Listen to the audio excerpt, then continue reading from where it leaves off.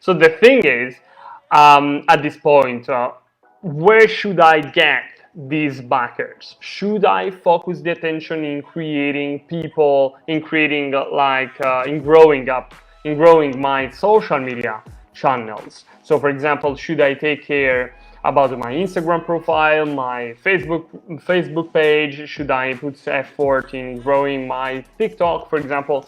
Those are some questions that you asked me during these days. Okay, and there is something very important. Is a good question and a good topic to face, because there are a lot of different channels that you can use in order to gather potential buyers. So which one is going to be the most suitable for a crowdfunding campaign?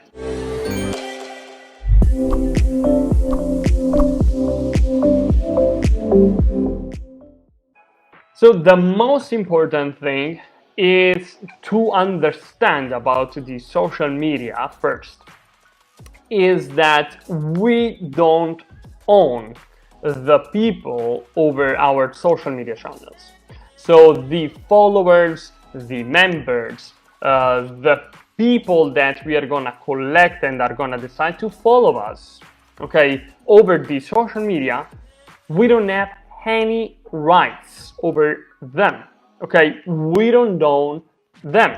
So this means that the social media, the money that we spend to grow that kind of channel, the time that we spend to grow that specific kind of community there, it's something that we don't have the rights on. It's something that we cannot consider as asset of our business. It's something that we can use as a sort of a getaway, as a kind of a parallel strategy, as a sort of a bridge, okay, between the sale, okay, and my business. But it's not something that could work alone, okay? It's something that needs to have a proper strategy around, okay, that is gonna consent to boost, okay, the actual visibility of my business. Because what we're gonna do is, in the majority of the cases, when we're gonna launch a crowdfunding campaign, is because we want to build a business around my project, about my movie, game, whatever. Okay, so the thing is, we don't own the social media followers. We don't own the social media itself. Our social profiles is something that we don't own. Okay, and that is very important to understand, because if Facebook, if Mr. Zuckerberg tomorrow is gonna wake up and decided to change and to edit the algorithm in the way that we cannot predict, okay, we could even get the risk that we're gonna lose, okay, all my followers. Or for example, the posts that we're gonna do are not gonna be visible to all my followers, to the majority of them, okay? And this means that I'm gonna have a big risk, okay, in focusing everything inside our social media for my business, okay? For growing my business, for growing my sales, my revenues, okay? It's something that we cannot risk. It's something that we need to understand how to leverage, okay, the risk on. So that is the first thing, okay? So the first thing about the social media is that we don't own them, and the owners, that for example, in case of YouTube, it's Google. In case of Instagram, it's Facebook, okay? TikTok, the same thing, okay? They can change the cards on the table, and we can get sand in our hands at this point, okay? It's a possibility. It's not something that for sure is gonna happen, but it's a possibility, okay? So now the second thing that we need to that we need to understand about the social media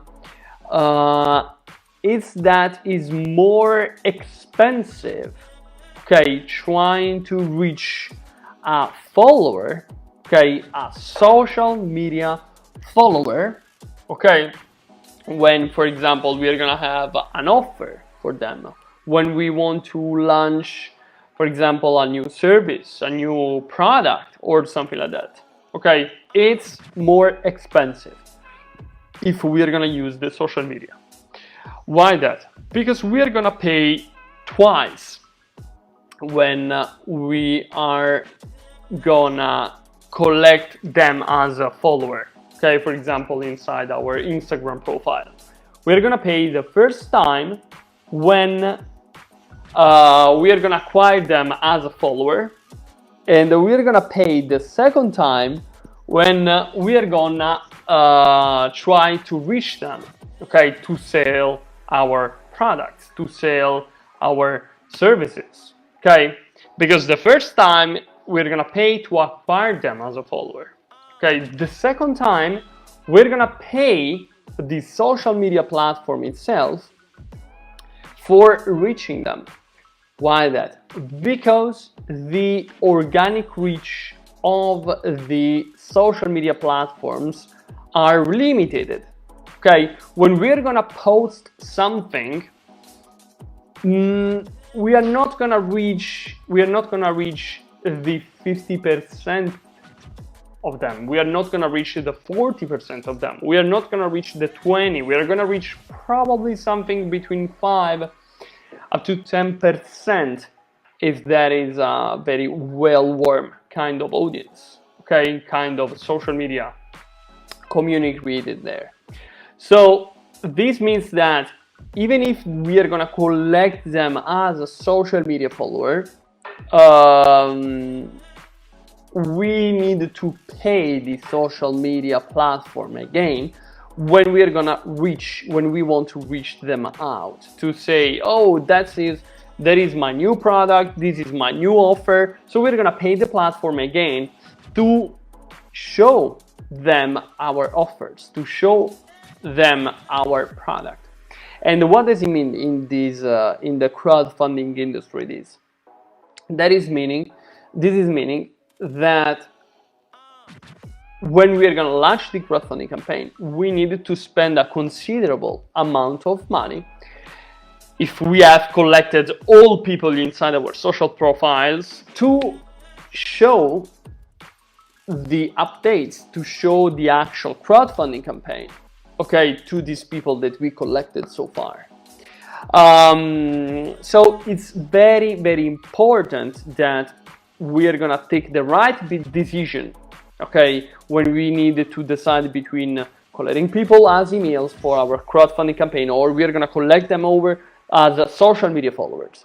Because in the moment that we're gonna collect them only as social media followers, for example, in our Instagram profile, what is gonna happen is that when we're gonna promote the crowdfunding campaign, the Kickstarter or the indiegogo campaign to them, it's gonna happen then we need to pay again, okay, the social platform to show them the actual campaign that we have just launched. Okay, so for when we're gonna collect the people as social media followers in this way, we're gonna pay twice. We're gonna pay 2 times. The first time to acquire them as social media followers. The second time when we want to show them, okay, something. When we want to show our project, our product, our crowdfunding campaign. Okay, so for this reason, we don't know. So to recap the social media benefits, I would say the social media statement like this for a crowdfunding campaign. The first thing is that we don't own our social media profiles. We don't own them. Okay, so we don't have any rights over the social followers. Okay, the second thing is that collecting people as a social media followers, okay, is gonna be more expensive okay, it's gonna be more expensive when we want to promote something, okay, that in our case is when we are gonna promote them the crowdfunding campaign. So in the moment that we are gonna launch the crowdfunding campaign and we want to reach them out, we're gonna pay again because the organic reach is gonna be very limited, okay? So we want to make sure that we are gonna take the right decision between the right channel and the right priority that we want to give to these channels, okay? So now, why should we collect them instead as emails? Okay, so the thing is, if we're gonna collect potential backers as email, okay, before the actual crowdfunding campaign launch, if we are gonna collect potential backers before the Kickstarter campaign launch, before the Indiegogo campaign launch, instead of collecting only them as social media followers, what is gonna happen is that firstly, we are gonna create an asset, okay? We have created an asset that we have the rights on, okay? Oh, hello, I see another people coming in the live. Very happy to see you join. Like, you can use the comment section here if you want to ask me some questions, if you want to introduce yourself.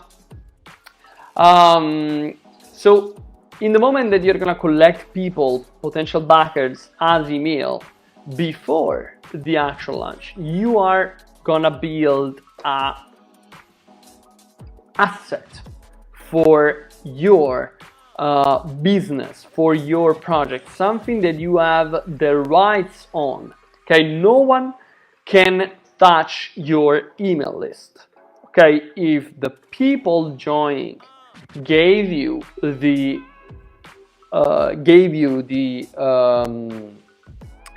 rights, okay, of owning those emails in terms of to send them like communication, you are building an asset, okay, with those contacts. It's something that no one can take out, okay? It's something that is yours, okay? And that is becoming a fundamental asset for every business, okay? The contacts, the data are gonna be a very fundamental kind of asset for selling, for generating revenues, for a successful crowdfunding campaign, because launching a successful project means that we are gonna launch a project. So we are actually doing some marketing, okay, in trying to convince them in back our project, okay? So for this reason, it's very important collating like the community even before the actual launch, right? So collating people, potential backers before the actual launch as emails is gonna consent you to create an asset where you have the rights on, okay? Which is the most important thing, okay? Second thing, it's gonna be cheaper, okay? Creating people, collating a list, an email list of potential backers as email, it's gonna be cheaper than collating them as a social media follower. Why that? Because for the reason that I explained to you before, if we are gonna collect people as a social media followers, we needed to pay twice when we want to reach them out, okay? The first time when we are gonna collect them as a follower of our Instagram profile, for example, and the second time when we want to reach them out to propose them our services, our offer, our crowdfunding campaign, whatever, okay? So instead, if we are gonna collect them as email, what is gonna happen is that we're gonna pay only once, okay? Only when we are gonna collect them as email, because in the moment that we are gonna have the email list filled out of potential backers. Okay, in the moment that we are gonna have people collected as emails, we can potentially reach them out whenever we want, forever, potentially. Okay, we can reach them out as many times as we want for free, because sending email is free. So it's a very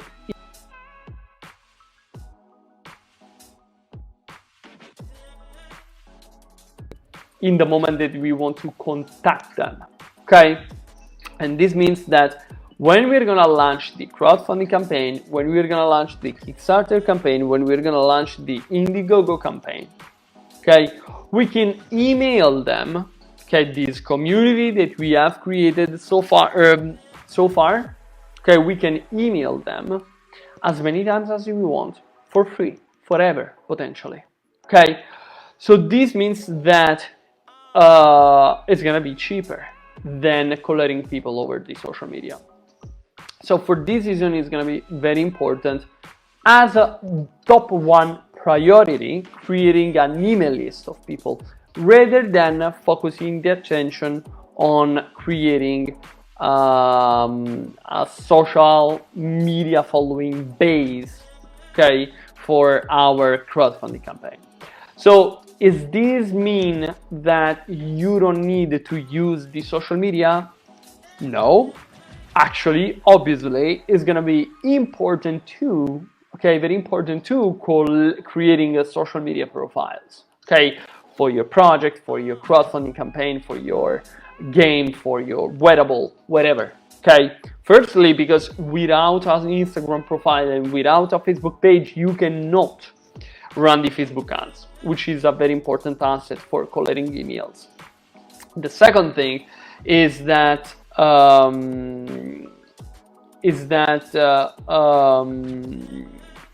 it's gonna be important, okay, having the social profiles in place in order to collect as many people as you can, essentially.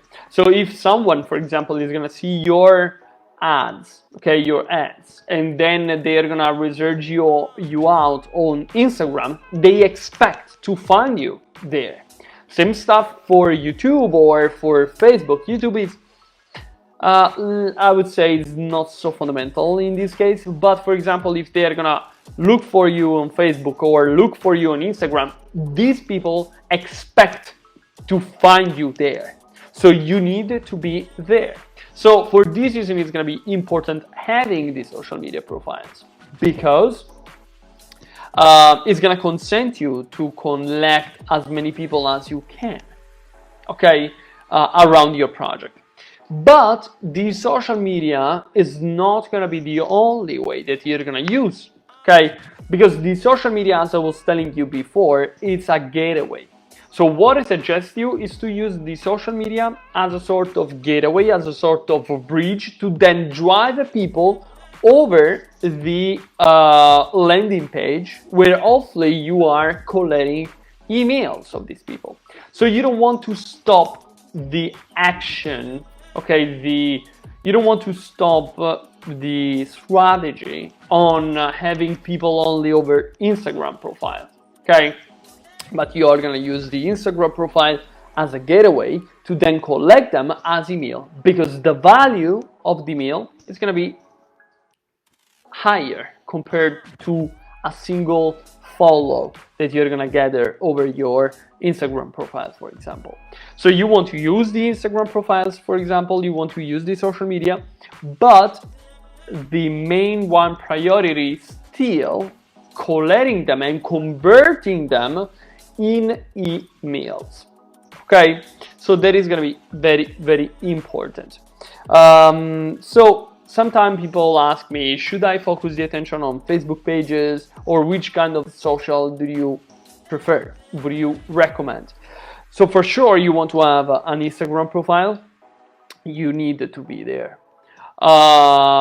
In some cases, even having a TikTok is going to be could be interesting. It really depends on the kind of project and on the kind of target that you are looking for, okay, because it's a very young kind of target.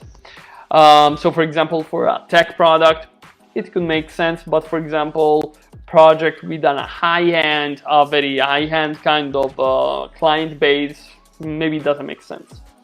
For Facebook, yes, you can have Facebook, you need to have Facebook. But personally, what I suggest you is to don't care so much about the Facebook pages, but try to focus your attention on the Facebook group.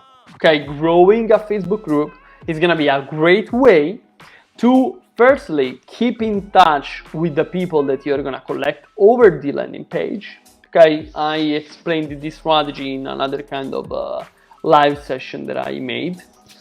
You can find the other session in my blog, so let me send you the link here in the chat.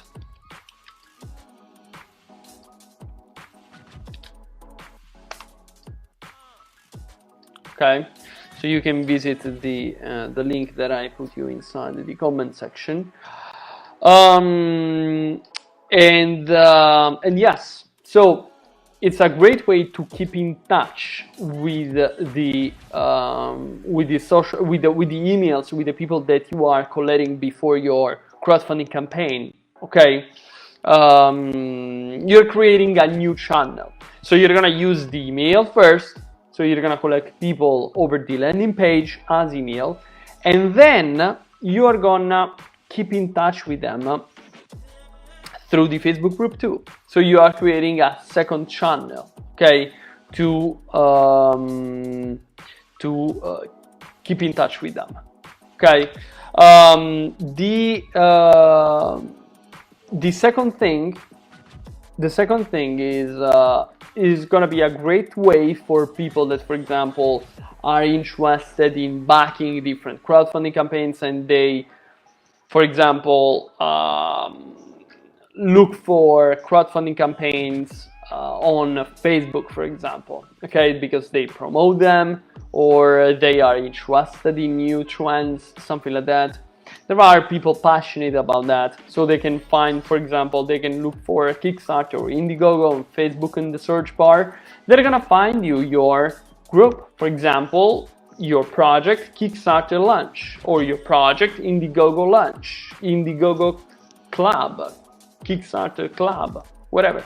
Okay, so this is another way to gather people around your project and to convert them in email. So these people are gonna find you there, okay? They're gonna join the Facebook group, and inside the Facebook group, you are gonna try to convert them as email, okay? So you don't want to only focusing the attention on collecting people as members, as followers, because it doesn't make sense. The value of the email is definitely very higher compared to a follow inside Instagram. But you need to create a network.